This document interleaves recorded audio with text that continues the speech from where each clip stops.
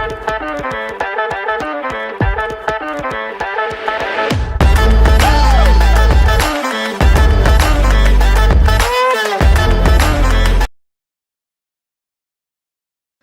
right, good morning, everybody. Today is Wednesday, Wednesday, May 14th, 2025. This is episode 877 of your Simply Cyber Daily Cyber Threat Brief. Let me go ahead and get that Chiron up for everybody.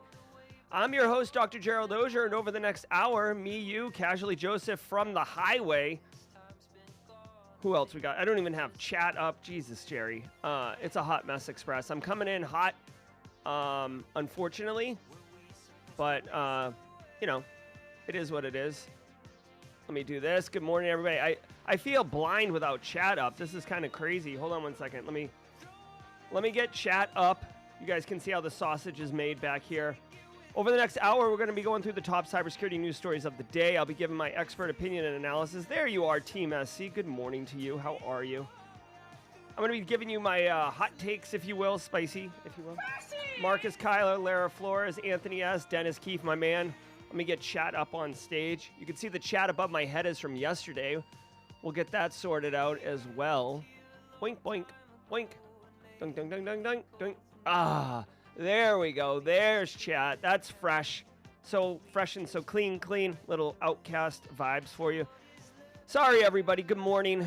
We're going to go through the top cybersecurity news stories of the day. I'll be giving my opinion and analysis. And really, the whole point of this show is for me to facilitate knowledge share and enabling all of you to basically crush your job as a cyber professional. And if you're not a cyber professional yet, don't sweat that. We got you covered. Go ahead and take a seat. Get used to it, because in any job interview, you're going to be asked how do you stay current, whether it's your third job in cybersecurity or it's your first job in cybersecurity. The rules don't change. You're going to be asked how do you stay current. Daily Cyber Threat Brief is a banger of an answer. Seriously, get your threat intel, RSS feeds, r/cybersecurity. Read the newspaper if you're one of those folks. Or the Daily Cyber Threat Brief. Basically, at the end of the day, you just got to consume a bunch of raw intel and then analyze it for yourself and discern knowledge from that. Yes, this stream is super hot, if you're familiar with that video game. Guys, I want you to know I literally don't prep or research for the show. Ain't nobody got time for that. And this particular episode, I didn't even see the headlines. Like, I don't even know literally anything that we're going to be talking about, but that's okay, because guess what? All of you, every single morning,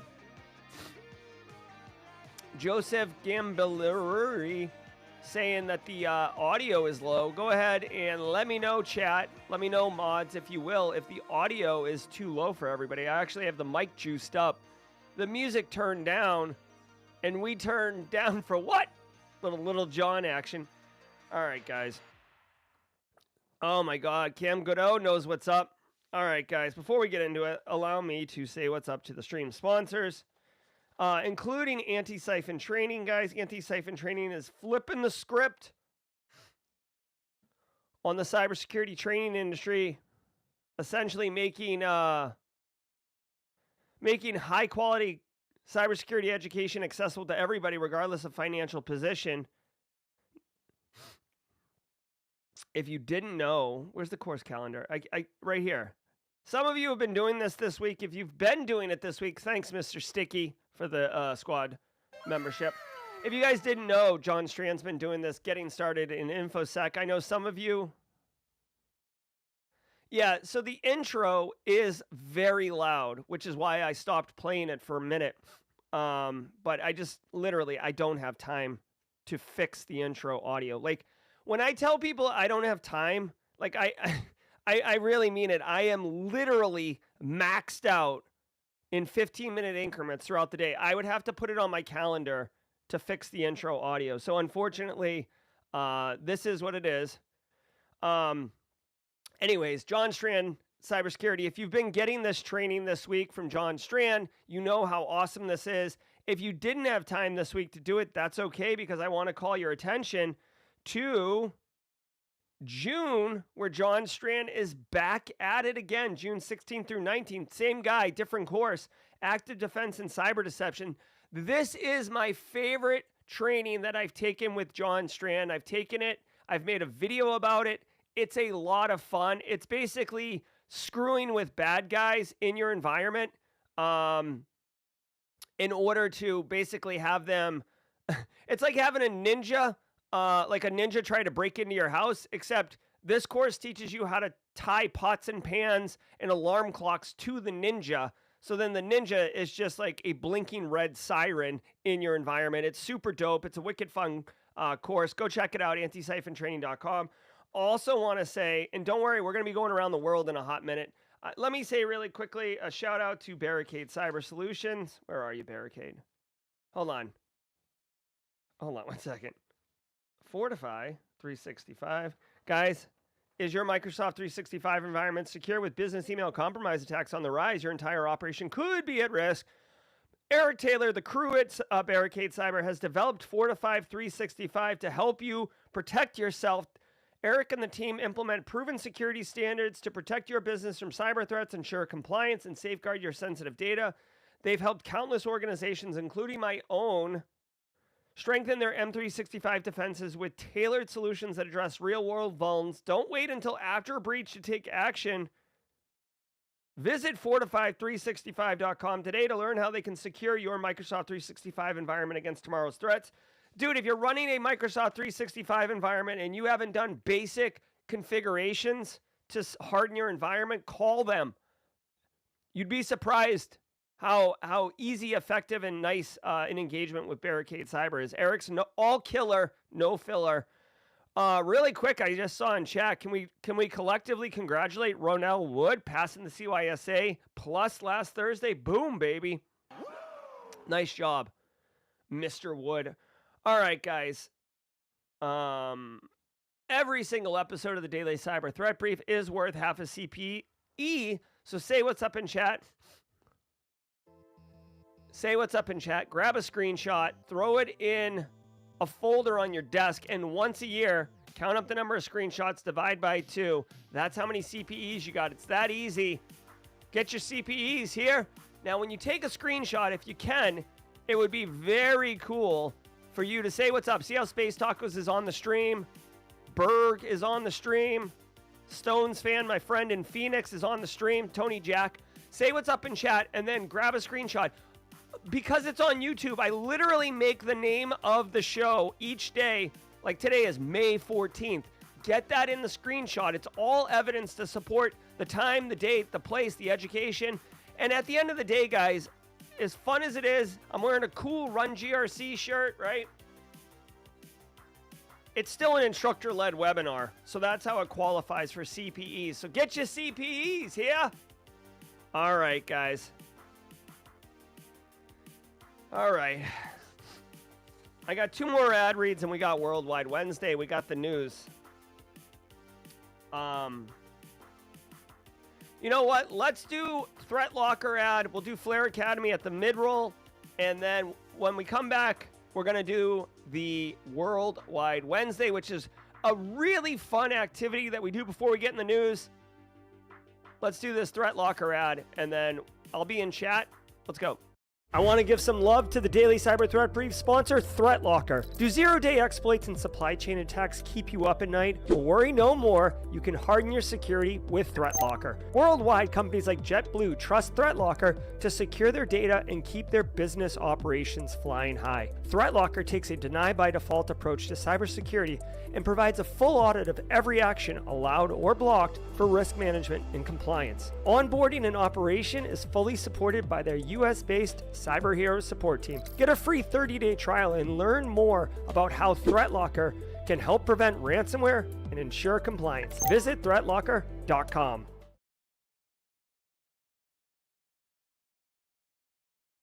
Alrighty, thank you, Threat Locker. Thank you, stream sponsors. Guys, just remember, the stream sponsors are, they're not just sponsoring and enabling me to bring the show to you.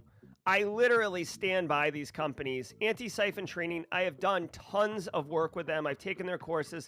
I mirror a lot of Simply Cyber Academy and Simply CyberCon off of Black Hills, Antisyphon, Wild West, Hack and Fest. Barricade Cyber, Eric Taylor's always, he's an integrated part of the community. Delete Me, I use. Flare Academy, I love Flare.io, and I know Flare Academy's cool. And Threat Locker, those people over there, dude, I've heard so many great stories about Threat Locker stopping problems. So check out the links in the description below. When you click on the links, it does help the show also, just to be very transparent with you guys. But it is really cool. All right, guys, every single day of the week has a special segment, and guess what? Wednesdays is Worldwide Wednesday, presented by Simply Cyber. Worldwide Wednesday does not have a stream sponsor. You know what? Let's do this. Let's have some fun with it. Guys, Worldwide Wednesday is presented by Kimberly Can Fix It. Kimberly Can Fix It, bringing all the hot graphics and insights and media management that you can handle for your cybersecurity needs. If you didn't know, Kimberly Can Fix It helps Simply Cyber, but she actually has her own business, and she helps small businesses do a very deliberate way of marketing and enabling traction for your business objectives. So if you have a small business and you're good at doing the cyber part, but you're not good at letting people know, I would reach out to Kimberly Can Fix It and let her know. Kimberly Can Fix It, sponsoring Worldwide Wednesday today. Let's go. All right, ladies and gentlemen, I'm going to set the timer for 2 minutes, 22 seconds, and I ask you to let me know where you are in chat, and I will light this map up. And me, you, and Kimberly are going to see how wild this community is and how diverse it is. Let's go. 2 minutes, 22 seconds, setting it. Here we go. All right, let me know where you are. Let's go, let's go, let's go. Michael Huskins is in Texas. Boom, the United States online. Marcus Kyler, can this map be have a larger height? Let me know, Marcus Kyler. It would be nice. Rich 464 is in Niagara Falls on the Canadian side, lighting it up. Bay Area, Elliot Matisse up in this place. What up? Z-Mif's in the house. Philadelphia, I see you. Senfilus in Poland. Boom, baby. Look at this. Doing it without titles. Albany's in the house. What's up, upstate New York? Matthew Palki. Cold. Canada. Romania, Dragos. Hopefully you enjoyed B-Sides Romania, my friend. Chi-Town, Alberta, Canada. Montana, Big Sky. What's up, Carlos? Hot Atlanta's in the house. Circleville. Clemson, South Carolina. Beautiful country up there in the upstate. Good to see you, educated guesser, coming in hot from Melbourne, Florida. I will be in Melbourne, Florida this weekend, educated guesser. Moda's Bella up in Egypt's face. Way to go, Egypt's in here. San Diego, I see you, Indianapolis. Come on now, Garden State, Jersey, Dirty Jers, San Diego. Katie Craig getting up early this morning. Coming in from Berlin, Fred. Very nice. We got more Europe online. England, across the pond. Tanzania, I know where Tanzania is. Straight crushing it. Where are you, Tanzania? I knew where Tanzania. There we are. Republic of Tanzania. Toronto, Steve McMichael, the GRC's own. Thank you, Marcus Kyler. The East Pole, I love it. Hampstead, North Carolina. Nice. Phoenix is in the house. My man, Stones fan. Dry country up there. Georgia, Chris Rock, always. If you're looking to find Chris Rock, just play the newest version of Splinter Cell. And whatever country the game is taking place in, that's where Chris Rock is. Alpha Sierra, hey, Ethiopia, we got Eastern Europe, Africa online. Where's our Asia people? Dude, if you're in Asia, thank you, Bangladesh. Asia's online. Funky Monk, Richard Duff, Funky Monk. Chris Rock, can you get back to Australia? We need some Australia action. Colombia's in the house. We got South America online. Boom, baby. I see you. All right, hey, really quick, let's do inventory. While I'm inventorying, if anyone sees Australia, please let us know. Dublin, Ireland, nice, dude.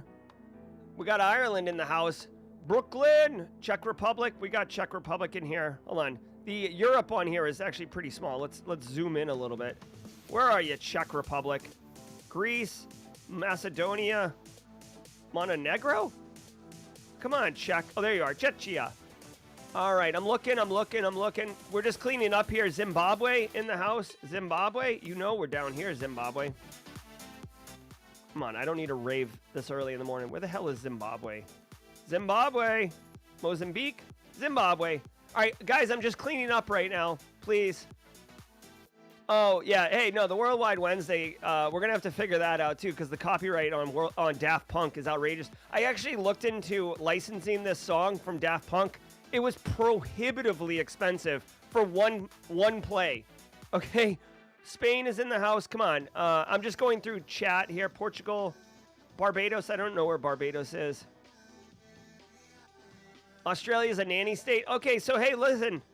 I know it's early in Australia, but Team SC, our Australia folks. All right, listen. Marcus Kyler made this map so I can Google. Look, I just put Barbados in, okay? So here we go. Barbados is lit. Ooh, guys, I got to tell you, Kathy Chambers has ideas for days. Oh, she's so smart. Okay, guys, we didn't go around the world. Honestly, this feels like I'm having a tough day this morning. It's already early, and I'm not being awesome today. But do me a favor, everybody. It is 8:16. If you're a first timer here, drop a hashtag and first timer in chat. If you're a first timer here, you're probably wondering why the hell you're like, I thought this was a cybersecurity news show. And it doesn't seem like we're doing cybersecurity or news. Seems like it's more of a geography show. Bear with us, guys. Let us know in chat if you're a first-timer. We are all about good times. We're all about work and play. Australia left us hanging. That's all right. All right, guys, do me a favor. Sit back, relax. Let's let the cool sounds of the hot news wash over us in an awesome wave. From the CISO series, it's Cybersecurity Headlines. These are the cybersecurity headlines for Wednesday, May 14th, 2025. I'm Steve Prentice. Radware says recent WAF bypasses were patched in 2023. Technology company Radware has now spoken in response to an advisory published on May 7th by the CERT Coordination Center at Carnegie Mellon University, which stated that the Radware Cloud Web Application Firewall, WAF, was vulnerable to filter bypass methods that could allow threat actors to conduct attacks without being blocked by the firewall.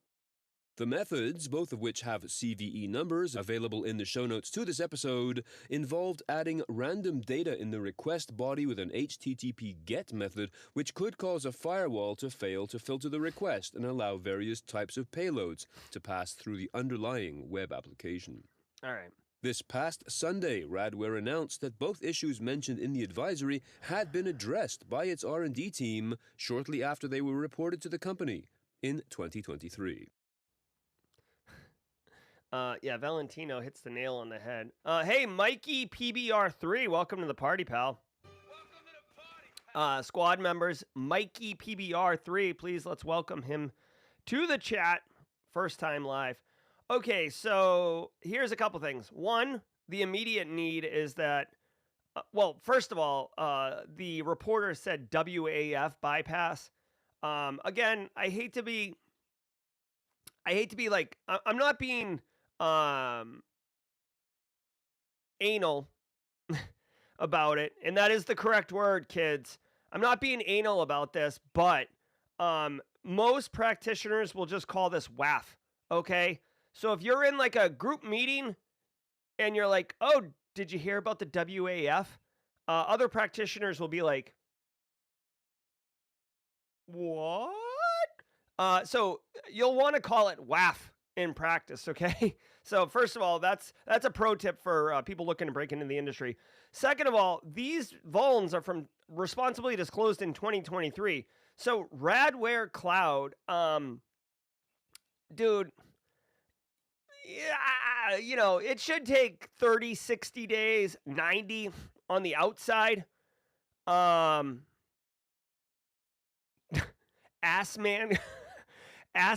Ghoul, dude, there's a lot of people with a lot of usernames. Assman Ghoul is kind of funny. So this vulnerability should have been patched in 2023. It's ridiculous. And let's just assume that it was December 31st, 2023 when it was submitted. For the sake of argument, it's May 2025. So 1.5 years later, assuming the worst, this is just ridiculous, frankly, especially because hold on, is Radware, hold on one second, Radware WAF. Let me see this really quickly. Yeah, this is a for-profit company selling a product. So they have staff, they have, revenue and stuff. There's no reason this should have been patched not in 2024. So, and then the final thing is, listen, obviously if you're running Radware, get this thing patched immediately, right? You gotta patch it. I want to let everyone know, dude, if you're interested in offensive security, finding a 0-day, doing your best Tyler Ramsby impression, then look at this, dude. All you had to do was send a HTTP GET request to the web server with a special character somewhere in it, and the firewall fails. That is incredibly brittle. So don't think that all the good bugs have been found. You, with enough, time and focus and tinkering, can also find these things. So this was just a special character, put in a request, and basically the web application firewall failed to do what it was supposed to do. Okay, and guys, web application firewall, think about it, web app, dude, SaaS applications are all over the place in 2025. Like, if you don't have a SaaS application, like, what are you doing? You know what I mean? And I'm being playfully humorous, but my point is, dude, like, everybody's spinning up SaaS apps right now. It's like all the rage. All of them should have web application firewalls, right? Like, to prevent the application from getting taken down. Because honestly, guys, these SaaS applications, these web apps, that's how that business is making money. So if they're not protecting that particular asset and it goes down, or behind it, the application server gets compromised, it's game over. Marks & Spencer confirms data stolen in ransomware attack. Following up on the story we have been watching for a couple of weeks now, the British retailer now says that personal data was stolen in the attack, which has left the company still without the capacity to provide online purchases. On its website, the company describes the stolen data as PII, as well as masked details on the payment cards used for online purchases, including its own M&S credit card, or Sparks Pay. But the company states, quote, the data does not include usable card or payment details, end quote, since they do not store full payment card details on their systems. All right. Hey, somewhere deep in the recesses of Mark & Spencer, if you pull up enough rocks, you'll see a GRC person creeping out from the shadows going, I told you, data governance. They don't save the full credit card at all. So guess what? When there's a data breach like this one, double middle fingers to the sky, we're not going to have a problem here, because somewhere someone made the decision to actually do the work and not save the full payment card information. Thank you, Marks & Spencer's GRC person. You are the unsung hero today, okay? I'm sure this person's not going to get any love or praise. Like, the executives are like, yeah, of course we don't save the full credit card information. What kind of dummy would do that? Okay. Dragon Force was the ransomware person. They are basically doing the incident response right now, dealing with the fallout of it, managing as it is. Guys, I'm going to like incredibly oversimplify this. When you're dealing with any threat, okay, and ransomware is a threat, think about the likelihood and the impact. Okay, GRC people, I'm literally wearing a shirt that says Run GRC. I'm not going to overcomplicate this, guys. It doesn't need to be hard. Likelihood and impact, that's how we calculate risk, but wrap your brain around it for a second. Oh my God, ransomware. How do we reduce the likelihood? What protection controls do we put in place to prevent it from happening?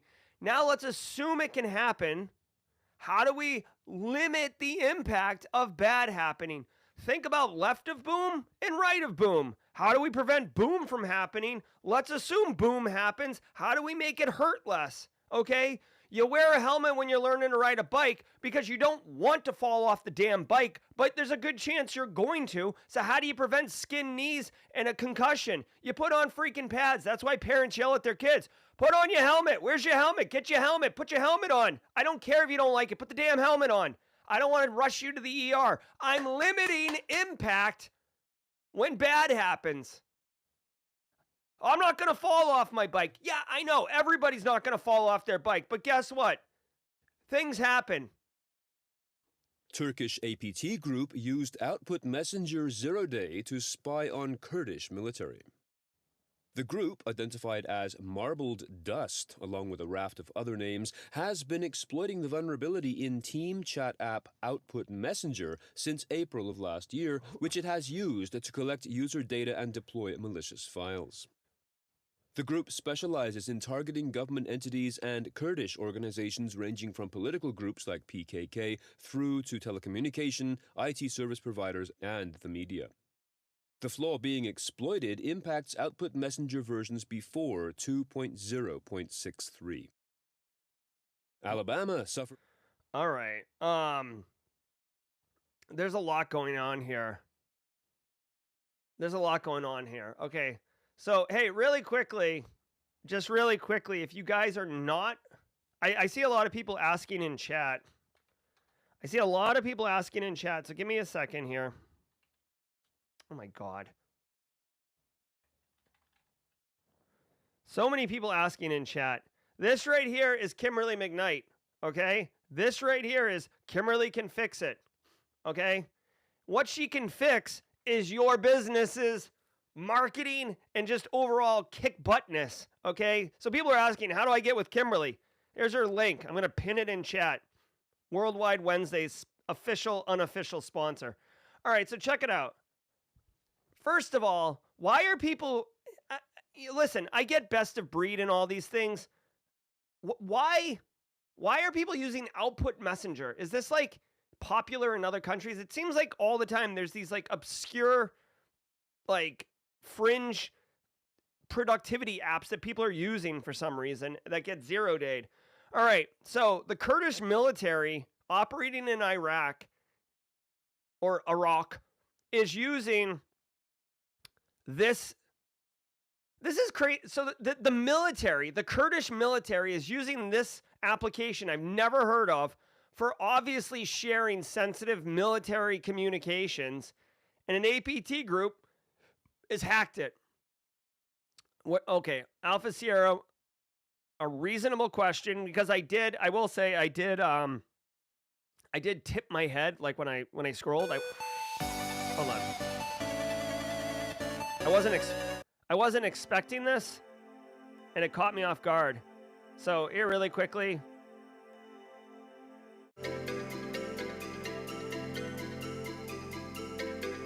Oh yeah, infographic. Oh yeah. All right. So basically, all you got to know is a authenticated user, so someone who uses this particular system, so they have to have access already. It sounds like anyone can get access.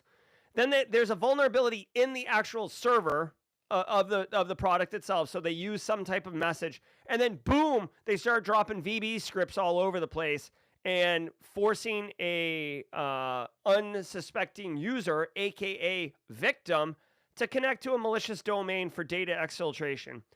This is a Turkish linked group. So shout out to Chris Rock, who's been, meandering around the Georgia, Azerbaijan, Turkey region as of lately. Our man our reporter on the ground, our guy on the street out in that space. Chris Rock, do you know about Output Messenger? Chris Rock probably is the one doing this. I'm being facetious, okay? So here's the deal. Number one, if you're running Output Messenger, you got to patch it, right?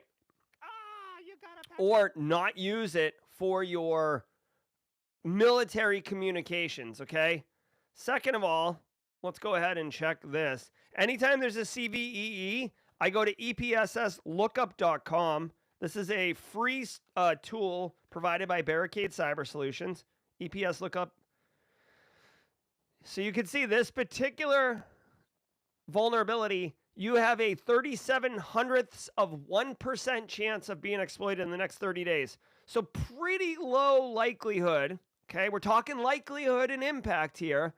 Pretty low likelihood. So even though it has a CVSS score of 9.8, which is blistering high, right? This is a grab your brown pants and get in here. We're doing a war room. But in reality, not wicked good, which is why we have collectively moved over to the EPSS scoring system, not because it's less scary, but because it's more useful from a practitioner perspective. 58%. So the percentile, you should read it as, of all the vulnerabilities, the hundreds of thousands of vulnerabilities in the EPSS database, this one is 58% worse than most, okay? TLDR, if you're running Output Messenger, you got to fix it. All right.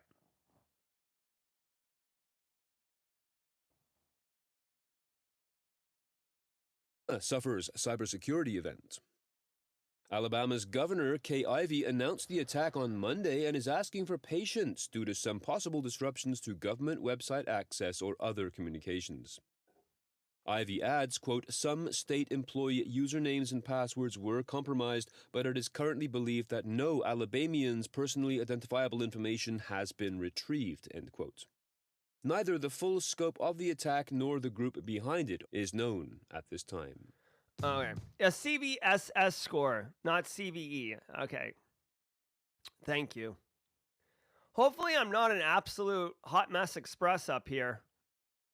I am having a little bit of an off day, as Brews and Hacks points out, but I am bringing you 85% capacity. If you go to downdetector.com, you would see me in the yellow. Not green, not red, just, you know. All right, so check it out. Alabama getting hit. Guys, state and local municipality, you burnt, okay? Underfunded. Remember, governments are not, for the most part, governments are nonprofit entities, so they're looking to spend exactly the amount that they get from taxes. And when you charge less taxes, you have less money to be able to hire staff to do things like protect your systems and applications and data, etc., right? Everybody wants lower taxes, but like that means less service. You know what I mean? So, Alabama got hit. I don't know who this was. I want to say, does it say ransomware? Let's see.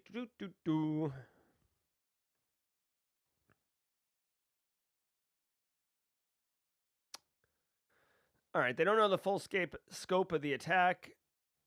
It seems like it could be a ransomware attack, especially because certain systems are not available. That's like the hallmark of a ransomware attack. I want to say it's Reseda ransomware is pretty popular as far as attacking state and local municipalities. Let's see, Reseda ransomware victims. Hold on 1 second. Let's go. Here we go. Hacker group. Let's see who they've hit. British Library, Chilean Army, Jesus, Columbus, Ohio, Seattle, SeaTac, the Port of Seattle, Rutherford County Schools, Pembian Trail Schools. So Reseda hits a lot of like K through 12, but I'm just telling you right now, dude, soft targets are easy targets. And if you're just trying to make a payday, right? If you're just trying to get straight cash, homie. Straight cash, homie. Why wouldn't you go for soft targets? No, like, dude, getting paid is the point, right? You're not going for like, no one's like, oh man, like I saw that you made money, but like you kind of hit a soft target. Not cool, bro. Like your elite level hacker skills are not warranted here. This isn't 1995 where like your flex puts you in the pecking order of threat actors. Cyber criminals are just that. Cyber criminals. They're looking to make money and the easiest path is the preferred path. Alabama, dude, and honestly, it doesn't matter if it's receipt or ransomware or if it's beyond ransomware or Doppelpayer, Lockbit, Mr. Boombastic. Put your flaming donkey, right? We take the easy path to ransomware. Like whatever you want, dude. It's the same thing.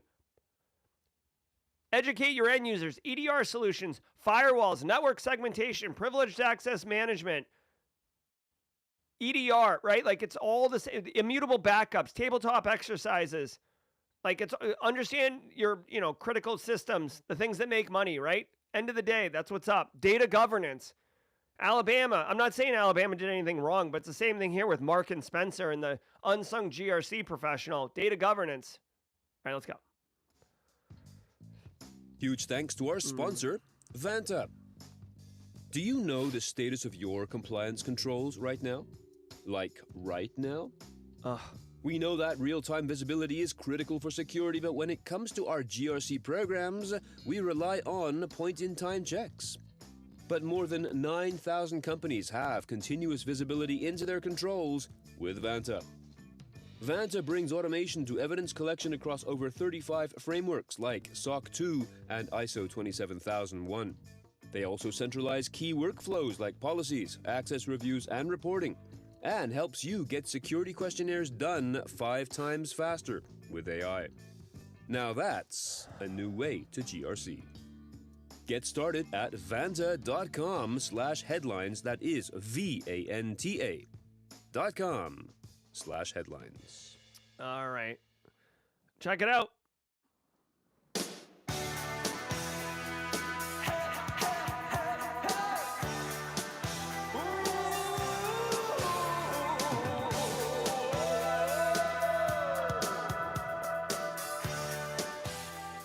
All right. Ooh, Chris Hidalgo's got a talk on data governance. You have my attention. All right, guys. Hey, shout out to all you all. Look at us at 837. 407 of you beautiful babies all up in this chat. Good morning. I hope you're getting value from the stream. I appreciate you. I appreciate you. Put it plainly. Thank you to the stream sponsors. Barricade Cyber with their 4 to 5 365. Antisyphon with their sick-ass training. Sorry, Kennedy. Threat Locker with their application denied by default AppSec. And Flare, Flare Academy, Flare.io is hot, but did you know Flare Academy is hot? Guys, listen, this is another education opportunity for all of you. If you're interested in learning from industry professionals about really cool topics, deep dives, if you will, Flare Academy is where you want to go. They actually have a Discord server just committed to the Flare Academy. Great people. I really like the people over at Flare. As a small business, I like what they're doing. They actually hired a couple people that I know and really, really respect. So Flare Academy, check it out. On June 4th, they're giving a 2-hour talk, Introduction to the Ransomware Ecosystem. I literally just said a few minutes ago, it doesn't matter if it's Reseda, Flaming Donkey, Doppelpayer, you got to do the things. Well, how about getting a peek behind the curtain at how their operations work and what their life looks like? Knowledge is power, as it said in Mortal Kombat 3. Dude, and by the way, like, if anyone knows, if you played Mortal Kombat on Super Nintendo, it would start with knowledge is power on the splash screen.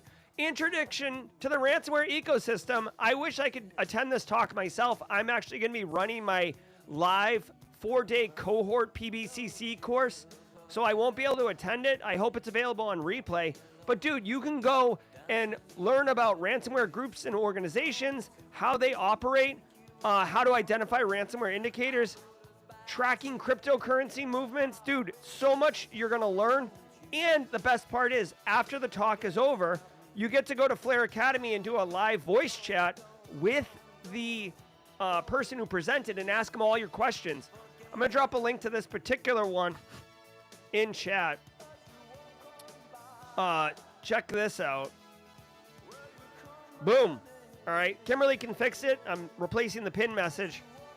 All right, guys. Every single day we do a fun thing, and today was Worldwide Wednesday. Australia left us hanging, but that's okay. It is late at night. Oh, all right. I'm doing the best I can up here. We got about 20 seconds. Alpha Sierra is going to lead us off. Remember, I've been telling everybody to emotionally prepare. We will be moving away from this song and all copyrighted songs soon. So let this wash over you in an awesome wave. Let's go. All good things must come to an end. In this song, it's going to be going. But Alpha Sierra, lead us off. Let's go.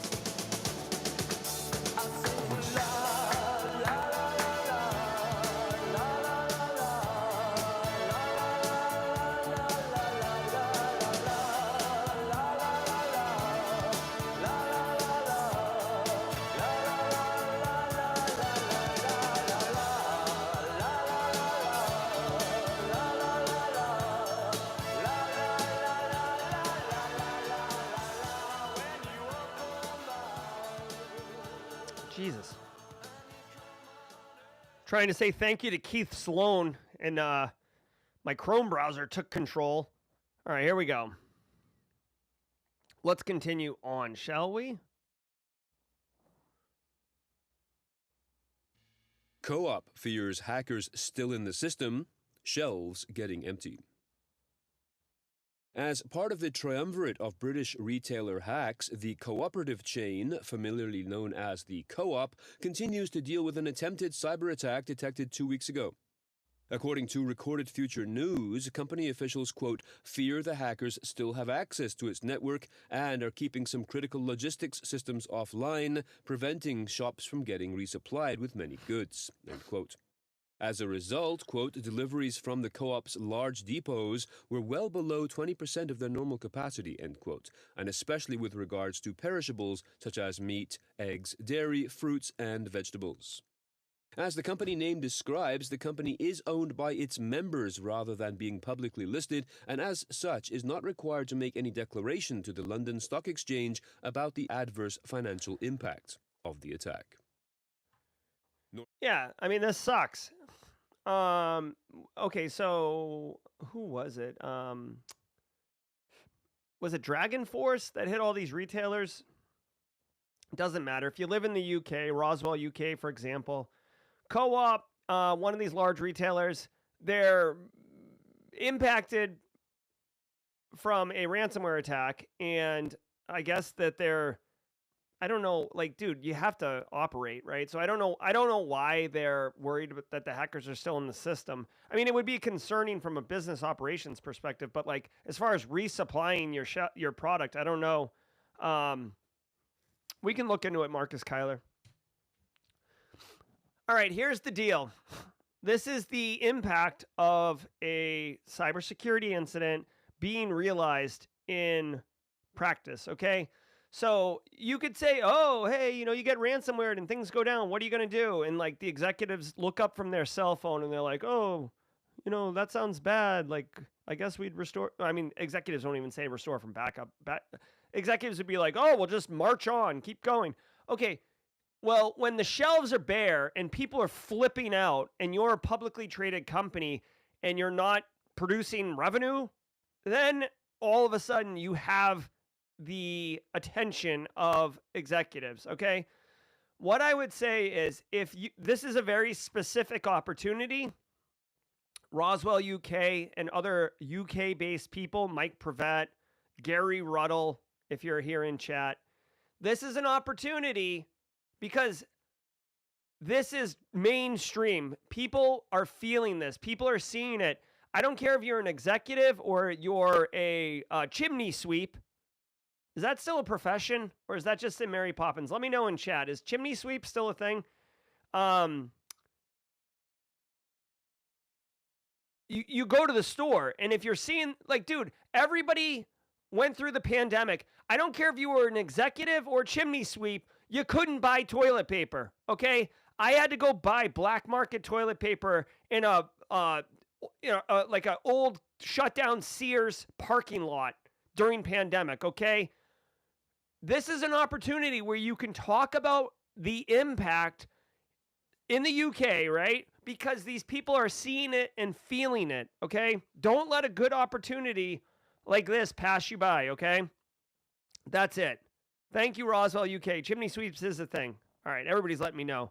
Oh, they make good money too. Hey, there you go. Anyways, I guess what I'll just say really quickly from a GRC perspective, you got to seize these opportunities. There's two things with like mainstream news, excuse me. Number one, when there's like a big event going on, the Masters tournament, FIFA World Cup, Christmas, like threat actors will pounce on that in order to realize the authority of like whatever the event is. Here's free tickets to the Masters. Oh, you've qualified for a streaming FIFA World Cup or whatever. Threat actors will hop on that, so you got to be aware of that. Then, when the impact of real cyber incidents are felt by the general public, you got to seize those opportunities too. I don't like peddling fear, uncertainty, or doubt, FUD. I don't like peddling it. But when something like this happens, you don't need to peddle the fear. It's literally the person's already feeling it. You're just calling attention to the tying it to a cyber incident and letting them realize, bro, if you don't do the things you're supposed to do, if you don't do your basic cyber hygiene, this is what's going to happen. Do you like this? No, I don't like not knowing how to wipe my butt. Where's the toilet paper? Yeah, no kidding. So let's put multi-factor authentication on and not have a cyber incident. You feel me, bro? North Korean hackers target Ukrainian government. A group tracked as TA406 is known for using spear phishing to, quote, target governments, research centers, think tanks, academic institutions, and media organizations worldwide, particularly in Europe, Japan, Russia, South Korea, and the United States, end quote. This latest campaign targets Ukrainian government entities, and cybersecurity firm Proofpoint suggests in a report that Pyongyang is seeking to, quote, better understand both the appetite to continue fighting against the Russian invasion, end quote, and the medium-term outlook of the conflict. This differs greatly from Russian espionage, which Proofpoint says focuses more on, quote, tactical intelligence related to battlefield operations, end quote. All right. So North Korea's, poking and prodding Ukraine. Dude, North Korea does have an advanced cybersecurity capability. It just seems like they don't know how to use it unless they're trying to steal money. Or, for what it's worth, North Korea did commit espionage. They did, even though they're like partnering with Russia by sending troops and stuff like that, North Korea did steal missile blueprints, for lack of a better term, from Russia.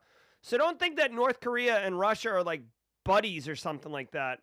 Here, North Korea, hack, Russia, missile. I'm not making this up.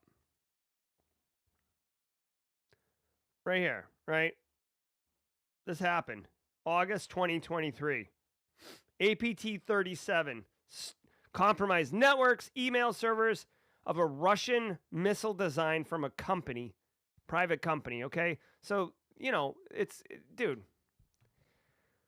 the fact that North Korea is targeting Ukraine, there's nothing for me and you to do here. This isn't really this is like nation state threat actors. This is kind of like watching I don't know. I almost feel like this is like watching a fight in high school. Right? I know this is like a really stupid metaphor, but like if you ever watched a fight in high school, the fight just kind of pops up out of nowhere and everybody circles around. Nobody talks about what they're supposed to do or anything. It's just natively, instinctually, we just circle around and we get all hyped up and like we're almost like at a fever pitch for like fight, right? But you're not watching the fight break out and be like, I should really think about how to protect myself from this fight. You're just watching it, right? So I feel like that's similar here. Like, dude, like for the most part, we're not nation states, right? We're protecting private organizations, some large, some small, some large ones are targeted like nation states. But for the most part, when you're talking about military capacities, country actions. Like, there's not a lot for us to take action on, just observe, just like that fight, okay? Again, I don't know anything about the Ukrainian government as far as their security practices. If you work in federal, state, or local, as I mentioned earlier, you're probably making $1 out of 15 cents with the resources you have. Unfortunately, North Korea, this is a learning opportunity for them. I would expect them to continue to evolve. But, you know, it is what it is. Again, just practice good cyber hygiene, right? New Intel CPU flaws leak sensitive data from privileged memory. According to researchers at ETH Zurich, quote, a new branch privilege injection flaw in all modern Intel CPUs allows attackers to leak sensitive data from memory regions allocated to privileged software, like the operating system kernel, along with critical data such as passwords, cryptographic keys, and memory of other processes, end quote. The branch privilege injection flaw, which has a CVE number, which is available in the show notes, belongs to, quote, specialized hardware components that try to guess the outcome of a branch instruction before it's resolved, to keep the CPU pipeline full for optimum performance, end quote. Leaping Computer writes, quote, the risk is low for regular users, and attacks have multiple strong prerequisites to open up realistic exploitation scenarios. That being said, applying the latest updates is recommended. End quote. All right. Here we go. I'm going to take a hot guess on here. I'm going to take a hot guess that the EPSS score for this is 0.01%, okay? I don't know what it's going to be, but I'm going to guess it's 0.01% or lower if it's possible to get that low. I guess it is lower. It's not even registering. Let's go ahead and use DJ BSEC's tool. Just another EPSS one. This is from 2024, so it should. All right, this takes... one of the things about DJ BSEC's tool that I don't like is that it takes time. Ain't nobody got time for that. Ain't nobody got time for that. Whereas Eric's tool happens immediately. So anyways, guys, if you are familiar with these low-level instruction vulnerabilities, this isn't a side channel attack. This is like a direct attack on low-level memory. But the way you have to exploit this and what you can get is so nuanced and so difficult that it would be so much easier to just pay somebody off. It would be easier to swap the hardware. It would be there's there's a dozen ways to attack whatever you want to attack easier than this, okay? If you're familiar with Spectre, the Spectre vulnerability right here. This was in 2017. This was kind of, in my opinion, this is the earliest that I had heard of these like genre of attacks. Spectre, and there was another one with it that began with an M. Do you guys remember the one that began with an M? Meltdown or Melt Bleed or something like that? Spectre and Melt. Hold on one second. Meltdown. Yeah. Oh my God, get out of here. Spectre and Meltdown. They were both basically...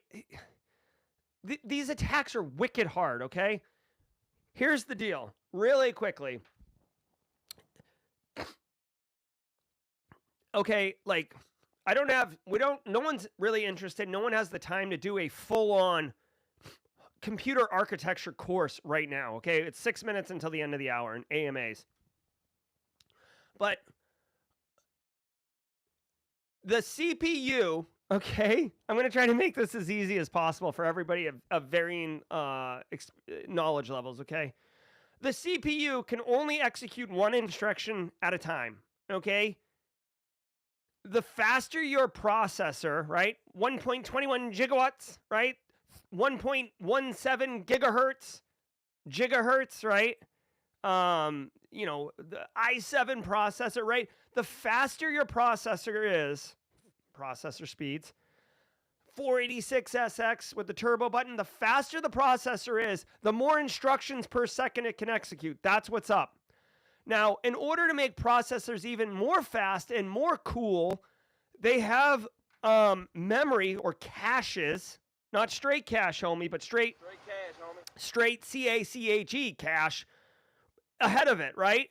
And because they can access that memory wicked fast, way faster than RAM, if it thinks that it can guess what instructions are going to be coming up based on, routines and based on things that are happening, commonly accessed data, it'll put it in the cache, okay?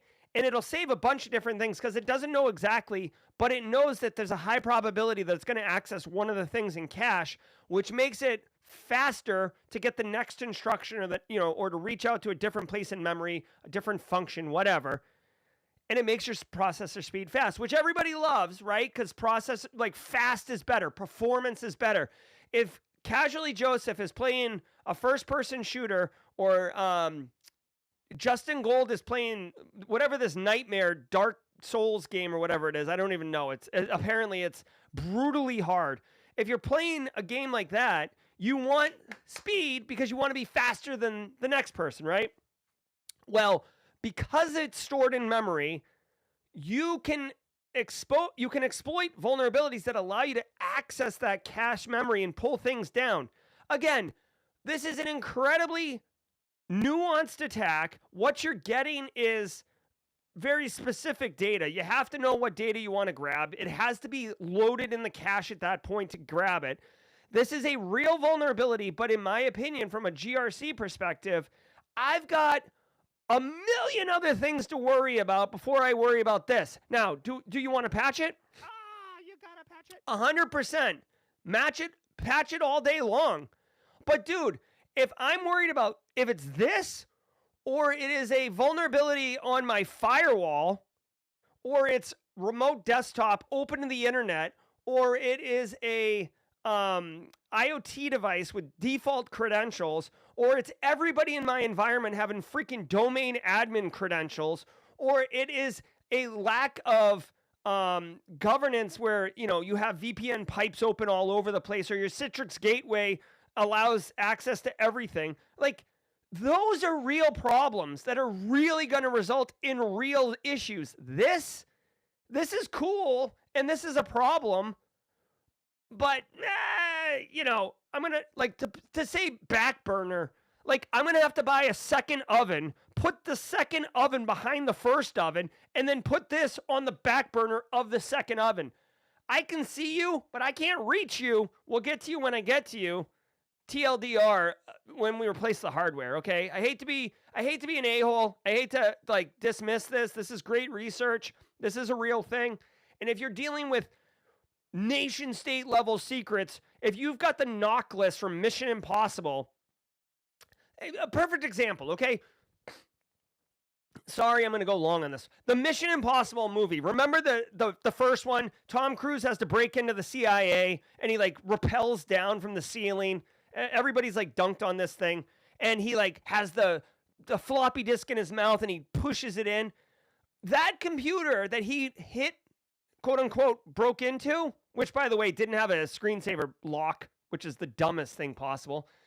That machine could have this bug and be totally fine. Do you know why? Because that computer was air gapped. That machine could have been running Windows 3.1 and it would be fine because it's literally not connected to anything. Your risk is low. The only risk you have is that some super secret agent hacks through the physical security of the base, goes through the ducts, makes sure the temperature gauge doesn't match, uses some mirrors to reflect the laser beams, doesn't touch the floor, has the right disk, a million things. Your likelihood is wicked low. The impact super high.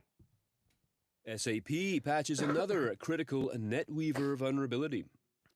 As part of the May Patch Tuesday, SAP released a number of fixes, the most important addressing a CVSS 10 critical severity bug in NetWeaver's Visual Composer development server component.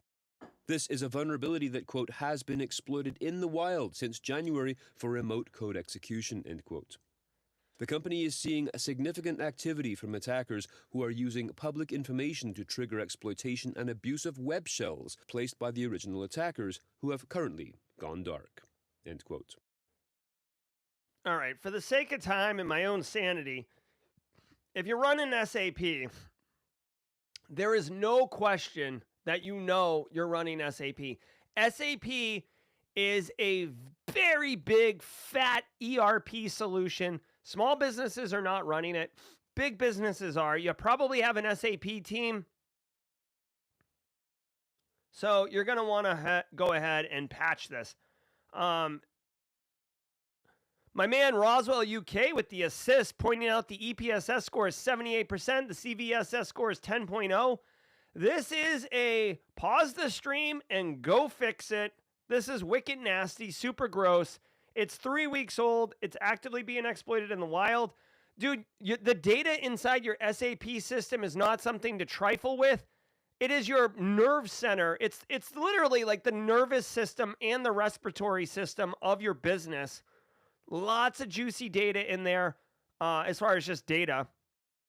A lot of workflows and processes. The business depends on SAP working. This thing is nasty, this vulnerability. So do me a favor. Yeah, I gotta patch it. You gotta patch it. Okay. I don't even know how this one works. Let me look really quickly, and then we're going to end. Yeah. The company is seeing significant activity from attackers to trigger exploitation and abuse of web shells placed by original attackers. Oh my God. What? So I guess what's happening here is if your SAP instance has already been exploited and it has a web shell, threat actors have figured out how to like resurface the web shells. So whatever. Clean up your environment. If you're running SAP, it absolutely should be maintained and managed. You got to keep it healthy, all right? Eat your cyber vegetables. Tell your mom I said hi. We'll see you at Kino. All right, guys.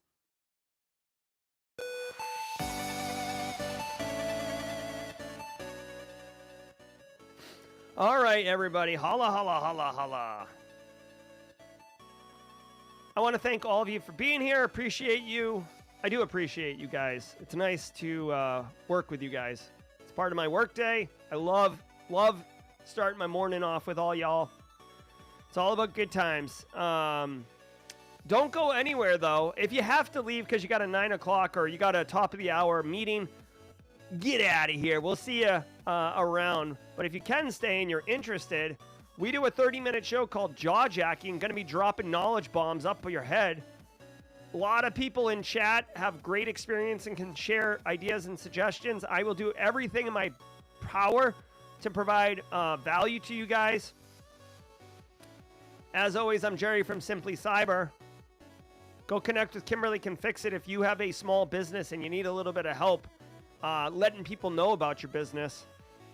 Kimberly Can Fix It has worked with me for, I think, 2 years now. And she is unbelievable in the best way possible. She kills it. Thank you for sponsoring Worldwide Wednesday, Kimberly Can Fix It, even though you didn't know you were going to sponsor it until it happened. Guys, I'm Jerry, your chat. Until next time, stay secure. Let's go jaw jack. Ever wonder what it takes to break into cybersecurity? Join us every weekday for Jaw Jacking, where industry experts answer your burning questions about the cybersecurity field. Live, unfiltered, and totally free. Let's level up together. It's time for some jaw jacking.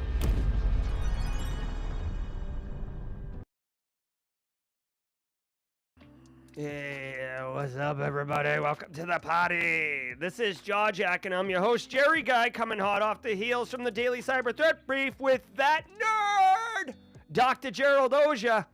Oh my God, I'm feeling Boston today. Let's go, Boston. Sean Sailors, you said that blew your ears out. What blew your ears out? Let me know, because I want to get the... I do want to get the audio fixed. Let me know. Was it me yelling nerd? Sorry. All right. What's up, everybody? My goal here is to hang out with you. My goal is to hang out, answer your questions at 9:30 a.m. We've actually got a video premiering on the channel. Where is it? It's Wednesday, which means it's Simply ICS Day. Check this hotness out, guys. I don't know the first thing about industrial control systems or operational technology, so it would be disingenuous for me to do a podcast about it myself. But Simply Cyber's goal is to provide knowledge and share and empower you. The brand values, right? Support, inclusion, empowerment. We want to include all the niches of cybersecurity. We want to empower you to... Kathy, send me a link. DMs on Discord to Fleetus's Anticast, and I'll bring it up. We want to empower you. Dude, this guy right here on the left, Don Weber, brilliant. Marine, first of all, but also long-time cybersecurity industrial control systems professional. Tom Van Norman, his co-host, co-creator of ICS Village, long-time OT guy. Dude, you can't ask for two more seasoned senior level experts in industrial control systems, and they have a podcast on Simply Cyber every other Wednesday. So come get that. We're going to rate it today, talking about TSA security directives. There it is. Oh, check this out. If you didn't know, you want to talk about hashtag Team SC? Look at this dude. Fleetus posting the third. You guys see him regularly, and he's probably in chat right now. This guy's awesome. The human factor in AI-driven cybersecurity, Anticast. This is a free show, May 21st at noon. You can go check it out. I'll drop a link in chat. Guys, to say the hotness is mistaken, it is the sizzle hotness. Boom. Fleet is posting the third. All right, let's answer your questions. All right. Sean Sailors. By the way, I'm drinking, I know Daniel Lowry has a big production about cracking his Monster Energy.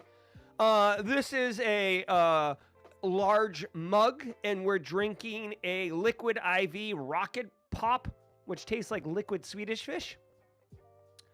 Sean Sailor says, how should I price beginning consulting for small businesses? Example, consult with website design company for web cybersecurity best practices and patching. What I like to do, Sean Sailors, is, and I'll just tell you legit. What I like to do is I like to think of how many hours it's going to take me, and then I charge $250 an hour. Like, just to put it plainly. That covers my time. That also covers a little bit of burden and expense, marketing and all that other stuff. So if you were going to do, say you're going to do this right here, consulting for a small business, say it's a week, right? So 40 hours, right? $250 an hour. What is that? $10,000,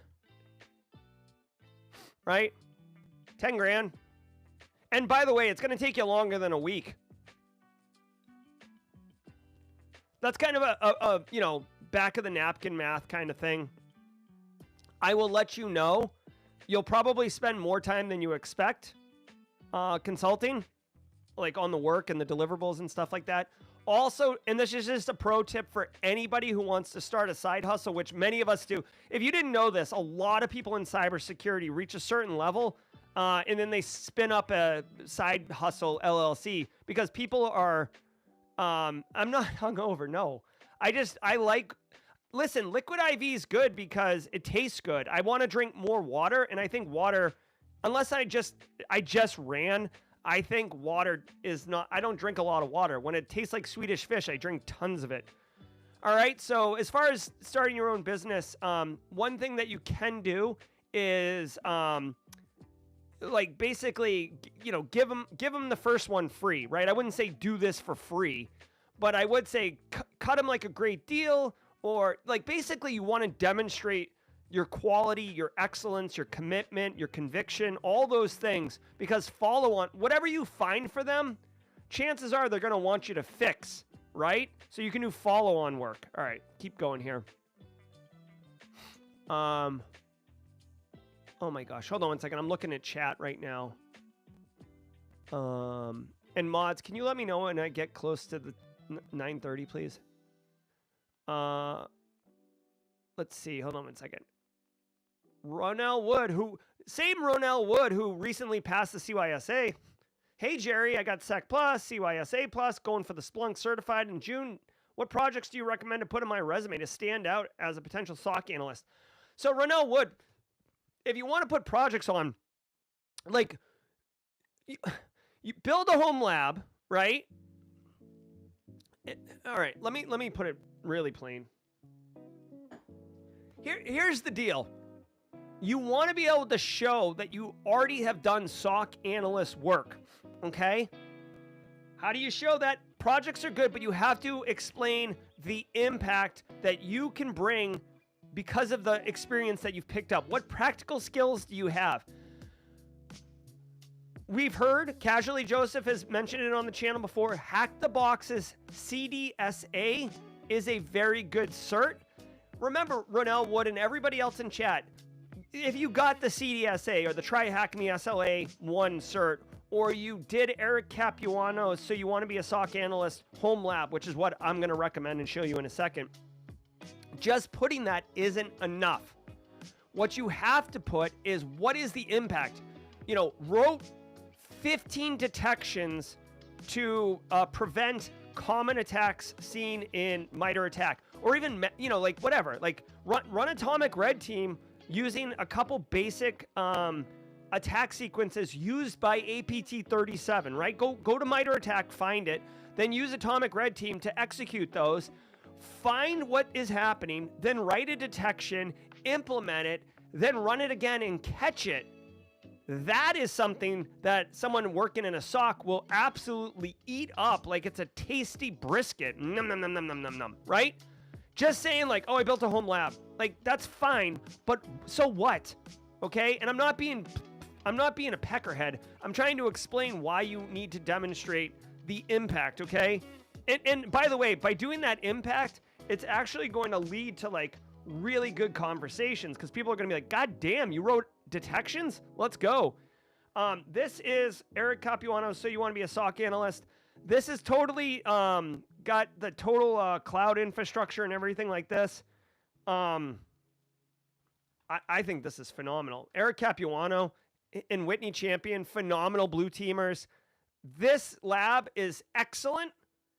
Again, if you do this lab, you've got to capture the impact. That will help you stand out to potential employers. All right, let's keep going. Have you heard of Metacat? I have not heard of Metacat. Augusta Delgado, what's your take on Ubuntu replacing sudo for sudo rs? I don't know. I mean, the whole thing with Rust is it's supposed to be faster, right? Or is that Go? I don't know. Dude, replacing sudo with sudo Rust, that just seems like a flex. I don't know what the value is. That's right, Code Brew. I am satiating. Speaking of that, let's get some more of this Swedish fish water. Daniel Camacho Ramirez, or I'm sorry, Camacho Sanchez. I'm just completing a cyber boot camp. What would you recommend to stand out while searching for my first job? Okay, Daniel, kind of like what I just told Ronell Wood a second ago. You gotta do something, like whatever you did in the boot camp, that's fine. But just think about it on your resume. If it just said Daniel Camacho Sanchez, 2025 cybersecurity boot camp completed, and then that's it, right? That's your resume. That's not really knocking people back. The things you learned in the boot camp, the practical skills you picked up, if the boot camp is good, you were hands-on keyboard, learning things, configuring things, tuning things, seeing things. Capture those impact statements on your resume. That will help you for sure. Okay. Also, I gotta tell you guys again. I'm having Kathy Chambers help me because I'm a hot mess express. But like, dude, I'm telling you, Again, I have a financial incentive to share this. So in full disclosure, you can do this for free. But literally, I call this the boot camps don't teach you, right? This is a live 4-day course, 16 hours of education, live presented by me, June 2nd, 3rd, 4th, and 5th. And there's a bunch of people in chat who have taken this course. This is the 3rd time I'm doing it. I teach you how to build a personal brand so you literally stand out to employers and to the community. It's how to network. It's how to find your voice. It's how to kick massive butt. Again, choose your own adventure. Because I have a financial incentive with this one, I want to be incredibly transparent. I built this course literally to help with the question you just asked. All right? You can see here, June 2nd through 5th. Let me see if this will work. Yeah, here. Where is it? Here it is. Here's the link to it. Again, please don't sign up for this just because. Look at it. Ask other people. I want to be incredibly transparent, okay? I think it's wicked fun. I love teaching it. I love doing it. Okay, let's keep going. Thanks for all the questions, by the way. Jerry, could you talk about how to get a GRC start helping small businesses with security questionnaires and other small businesses targeted services? Wow. I mean, it depends. You know, I guess you just got to start talking to businesses and be like, dude, are you getting asked to fill out questionnaires? Let me help you. Dude, I got to tell you, a lot of times selling consulting services, you shouldn't be like, I know this is going to be hard, but I try not to think about, and I used to do this, now I don't. I try not to think about the money piece first, okay? Let's help you. Let's get you sorted out. We can talk about the money afterwards. And you know what? If you're going to exploit me, it's only going to happen once, and then I'm not going to work with you because you weren't going to pay me anyways. But I can help you. I can show value. And then I want to be a partner. So Sean Sailors, yeah, $250 an hour. That's what I charge, right? Like, again, I'm not saying that that's what you should charge. You have to find what the easy way to do it, okay? The easy way to do it is there's typically 2,080 hours in a work year, right? Is it 2,080? 40 times 52 is 2,080, right? So if you work 40 hours a week, every week of the year, there's 2,080 hours. If you want to get paid $100,000 a year, that's $50 an hour, roughly, right? So charge $50 an hour if you think you're worth $100,000. Again, with consulting, you really don't want to charge by the hour. In my opinion, you want to charge by the project, okay? Deliver results, deliver value, right? That's the thing. So Sean Sailors, if you're worth $200,000 an hour, charge $100 an hour, okay?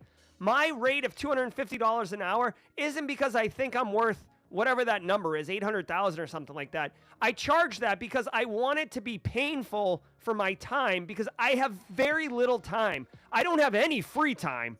I have very little time, okay? So if you want my time, I have to charge this because I need it. I need you to want it enough to charge that. This is almost like intentionally to kind of filter out work. Okay, so choose your own adventure there.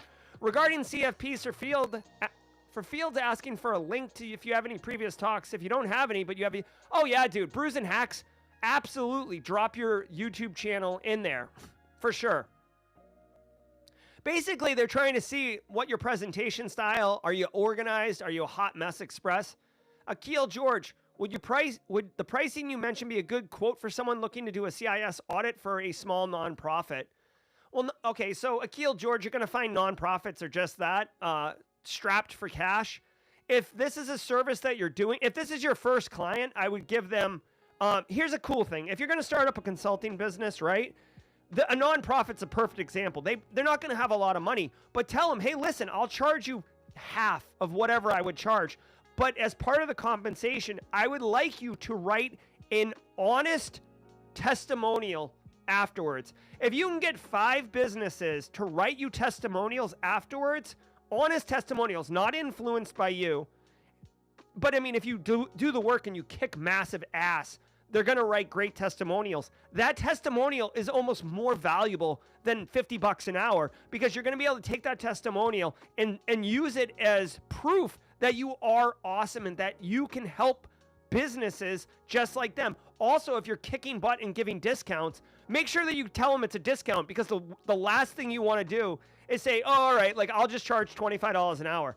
Because if that nonprofit goes and tells their friends, oh, I got a cyber guy, and you show up and you're like, it's going to be $50 an hour, $100 an hour, they're going to be like, wait, my friend told me you only charge $25 an hour, and now you got to have this awkward conversation where they think you're price gouging you. So make sure that you say the rate and then tell them you're going to offer them a 50% discount or 10%, whatever you want, right? Choose your own adventure. But to your point here, Akil, George, CIS 18 audit for a small nonprofit, I would say, you know, whatever. It depends.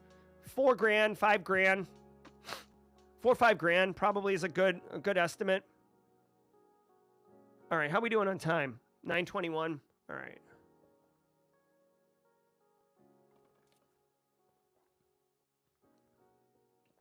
All right, let's keep going. I love the business questions, guys. I'm definitely willing to help people. I'm looking at chat. I'm looking at chat right now, looking for questions. You guys are great. Here's a question from a Warham. What are the key features of a successful tabletop exercise? Ooh. So a successful tabletop exercise, you have to have a great scenario. You have to have injects ready.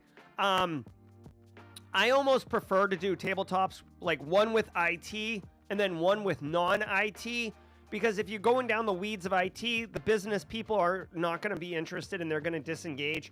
If you're dealing with the business side, the IT people are going to disengage because they're like, oh my God, eye roll. So that's kind of like a nuance that I particularly like. Occasionally you can run one with everybody, so number one, they can see each other and understand who's who and who does what. As far as takeaways go, yes, you should identify very high level lessons learned, like, oh, we don't have like Kevin's the only person who knows how to restore the backups. Team doesn't know where all the backups are. Business doesn't know like who to contact in a ransomware incident, right? These type of things, you want to capture them, and then also ask for, here's something I like to do. I don't like to tell people, and Kimberly can fix it, can attest to this. I don't like to say, oh, hey, listen, it sounds like we don't have a SOP for how to restore the backups. Excuse me. Who's going to, like, first of all, you have to have accountability. Who's going to write the SOP? Because if you just say, hey, IT, we need an SOP for restoring backups, they're going to be like, okay, and then no one's going to do it because, like, why would I do it? Why would you do it? Who would do it, right? So you have to say, you know, Tom, as head of IT, you know, we've identified this. Who's gonna write the SOP? And if Tom's like, I don't know, I'll figure it out. We'll say, all right, well, I'm gonna put you down as the accountable person for it, because I need to follow up with somebody, right? And Tom's gonna be like, all right, Jerry's gonna do it. All right, I'm gonna put Jerry down. Hopefully Jerry and Tom are in that meeting, so then Jerry knows that he's now responsible. You also need to say, okay, and when do you think you can get it done? Put a date on it. And what I like to do is not tell somebody this will be done in a week.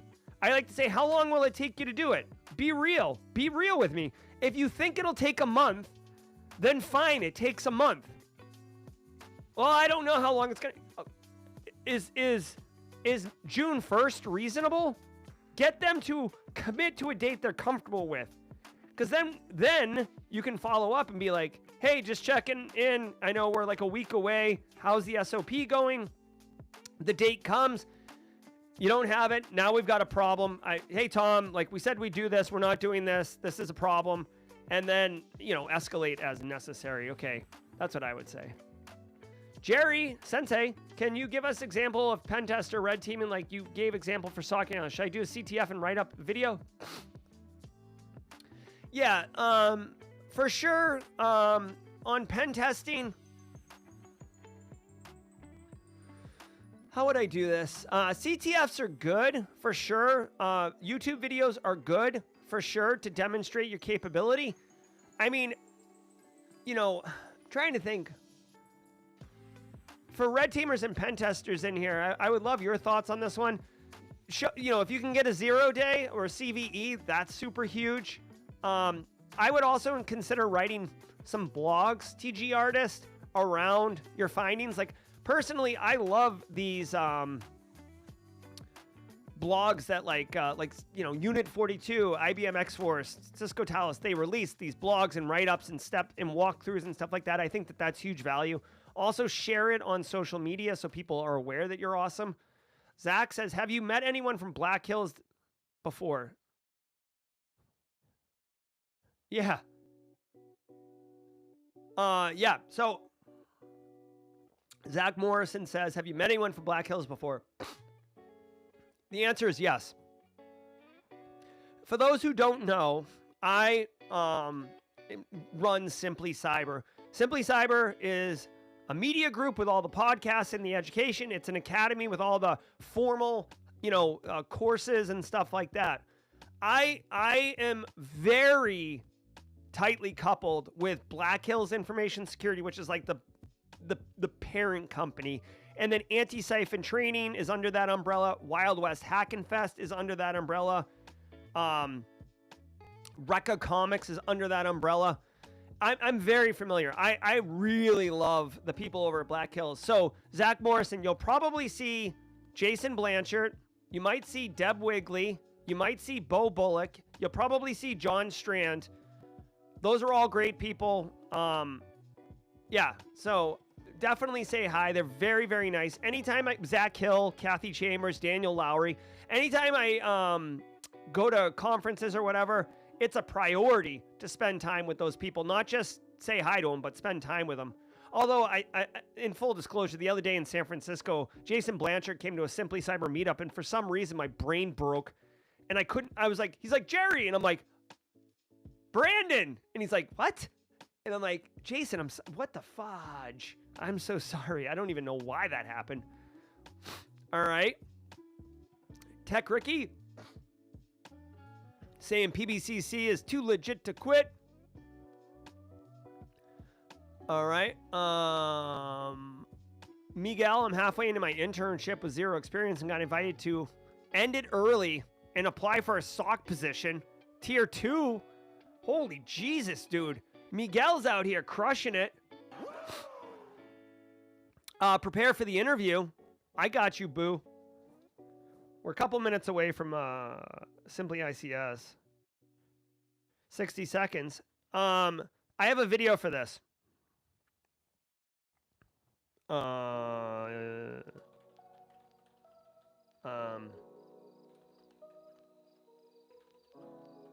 It's one of my more popular videos. 12 incredible SOC analysts interview questions and examples. Now, this is more of a tier 1, but this is a good one to check out. Miguel. And also, if you can, I would definitely bone up on, like, you get into your sim, play with the sim, do some detections, like, do all those things. Ready? All right, let's go. Let's go. Should the project rate be flat or adjusted based on the... it should be adjusted based on the project, Space Tacos. Small, you know, say the business is like one location, you know, 18 people, or the, you know, it's 5 locations, 60 people. It depends, right? Right, yeah, exactly. Charge. Do's and don'ts of tabletop drills. For sure, have your scenario ready. Allow people to work through it. Ask open-ended questions.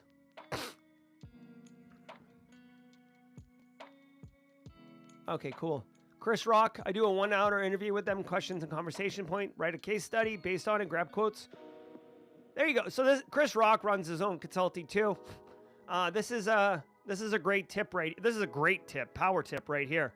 Do an interview with them, get their questions, conversation points, and then write a case study, grab quotes, offer them a discount. All right. Question: what's the best type of cyber consulting to get into? It depends what you want to do. Keith Sloan. They all have benefits. That's a personal question. Not personal, but that's like individual question. All right. Hey, we're going to have to go. I see Dragos had a question. If we didn't answer your questions, I'm sorry. We'll definitely come back tomorrow. We do this every single day. I'm Jerry from Simply Cyber. Let's go raid Simply ICS Cyber, if you will. I'm going to drop a link in chat. Hold on one second. Jesus Christ. Simply ICS Cyber raid. Go ahead and raid it. I see everyone hopping in. Let's go. Until next time, y'all. Stay secure. Thank you. Bye.